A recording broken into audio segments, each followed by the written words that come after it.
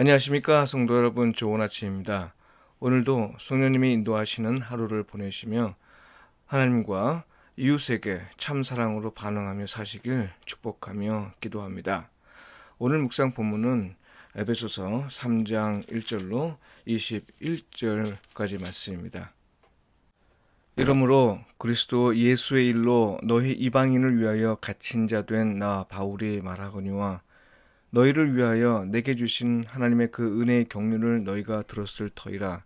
곧 계시로 내게 비밀을 알게 하신 것은 내가 먼저 간단히 기록함과 같으니 그것을 읽으면 내가 그리스도의 비밀을 깨달은 것을 너희가 알 수 있으리라. 이제 그의 거룩한 사도들과 선지자들에게 성령으로 나타내신 것 같이 다른 세대에서는 사람의 아들들에게 알리지 아니하셨으니 이는 이방인들이 복음으로 말미암아 그리스도 예수 안에서 함께 상속자가 되고 함께 지체가 되고 함께 약속에 참여하는 자가 됨이라. 이 복음을 위하여 그의 능력이 역사하시는 대로 내게 주신 하나님의 은혜의 선물을 따라 내가 일꾼이 되었노라. 모든 성도 중에 지극히 작은 자보다 더 작은 나에게 이 은혜를 주신 것은 측량할 수 없는 그리스도의 풍성함을 이방인에게 전하게 하시고 영원부터 만물을 창조하신 하나님 속에 감추어졌던 비밀의 경륜이 어떠한 것을 드러내게 하려 하심이라. 이는 이제 교회로 말미암아 하늘에 있는 통치자들과 권세들에게 하나님의 각종 지혜를 알게 하려 하심이니 곧 영원부터 우리 주 그리스도 예수 안에서 예정하신 뜻대로 하신 것이라. 우리가 그 안에서 그를 믿음으로 말미암아 담대함과 확신을 가지고 하나님께 나아감을 얻느니라. 그러므로 너희에게 구하노니 너희를 위한 나의 여러 환난에 대하여 낙심하지 말라. 이는 너희의 영광이니라. 이러므로 내가 하늘과 땅에 있는 각 족속에게 이름을 주신 아버지 앞에 무릎을 꿇고 비노니 그의 영광의 풍성함을 따라 그의 성령으로 말미암아 너희 속사람을 능력으로 강건하게 하시오며 믿음으로 말미암아 그리스도께서 너희 마음에 계시게 하시옵고 너희가 사랑 가운데서 뿌리가 박히고 터가 굳어져서 능히 모든 성도와 함께 지식에 넘치는 그리스도의 사랑을 알고 그 너비와 길이와 높이와 깊이가 어떠함을 깨달아 하나님의 모든 충만하신 것으로 너희에게 충만하게 하시기를 구하노라. 우리 가운데서 역사하시는 능력대로 우리가 구하거나 생각하는 모든 것에 더 넘치도록 능히 하실 이에게 교회 안에서와 그리스도 예수 안에서 영광이 대대로 영원 무궁하기를 원하노라. 아멘. 이방인 그리스도인을 위한 복음, 이 제목으로 말씀을 묵상하겠습니다. 에베소 지역 교회에 보낸 바울의 편지를 읽는 사람은 이방인으로 있다가 그리스도인이 된 사람들입니다. 흔히 이방인 그리스도인이라 불리죠. 사실 이건 올바른 표현이 아니라 생각하는데요. 왜냐하면 예수님을 믿는 사람은 모두가 그리스도인이기 때문입니다. 굳이 이방인 그리스도인이란 표현을 쓴 건 유대인 그리스도인을 염두에 둔 것인데 안타까운 일이죠. 사실 에베소 지역의 교회에서는 주류가 이방인이고 유대인은 소수자입니다.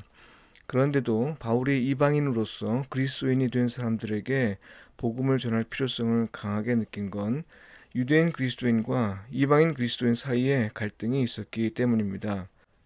이상하게 궁지에 물린 건 오히려 이방인 그리스도인이었던 것 같은데요. 자세한 내용은 모르지만 추측하기로는 여호와 신앙의 원천이 자기들에게 있다는 사실을 바탕으로 그들이 주장한 내용 때문에 이방인 그리스도인들 사이에서 여러 의문이 발생한 것 같습니다. 예컨대 이방인은 어떻게 구원을 받는가?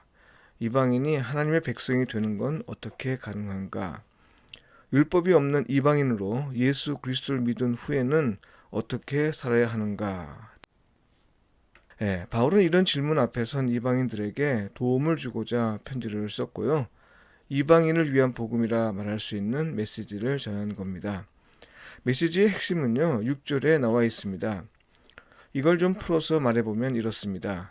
이방인이라도 예수 그리스도를 믿으면 복음으로 말미암아 그리스도 예수 안에서 유대인과 함께 공동 상속자가 되고 유대인과 함께 예수 그리스도의 몸에 속한 지체이고 또 함께 약속에 참여하는 자가 된다는 겁니다.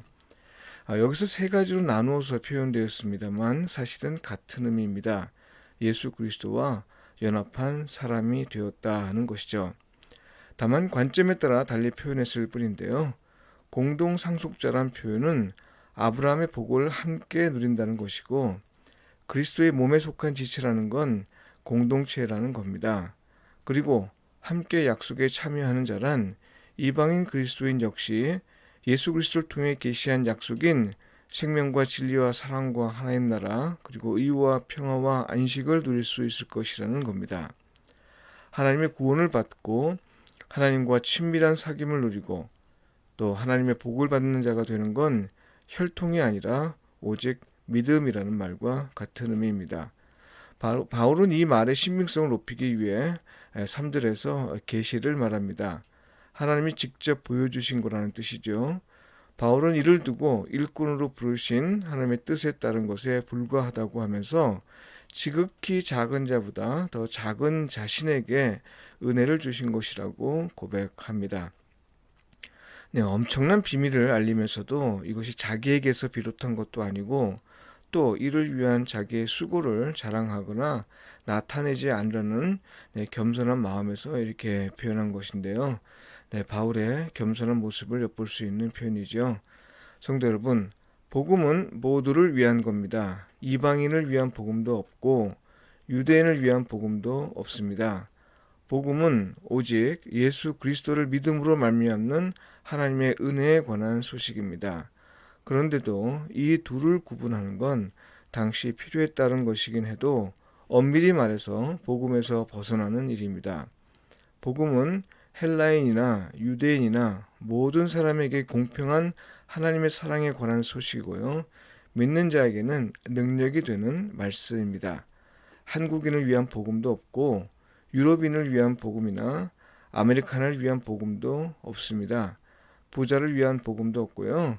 가난한 이를 위한 복음도 없습니다. 권력자를 위한 복음도 없고 무력한 이를 위한 복음이라는 것도 없습니다. 복음을 구분하여 말하는 건 현실이 복음에 합당하지 못하기 때문이죠. 누구도 복음에서 배제해서는 안 되기에 그렇게 말한 것일 뿐입니다. 복음은 모두를 위한 것이고요. 누구에게나 전해져야 할 것입니다. 오늘도 복음을 통해 얻는 자유의 삶을 사시길 바라고 또한 무엇보다 여러분이 만나는 사람을 위해 복음의 메시지로 사시길 축복하며 기도합니다. 여러분, 우리는 은혜에 따라 부름을 받은 일꾼으로서 수고할 뿐입니다. 복음 이외에 내세울 것이나 자랑할 것은 하나도 없습니다. 기도드리겠습니다. 은혜로 우리를 자녀 삼아주신 하나님을 섬기는 일에서 가장 중요한 건 신분과 지위와 재산과 명예가 아니라 오직 예수 그리스도를 믿는 것임을 알고 또 이것이 모두를 위한 복음임을 전하고 모든 사람에게 복음을 전하는 사람이 되게 하소서. 아멘.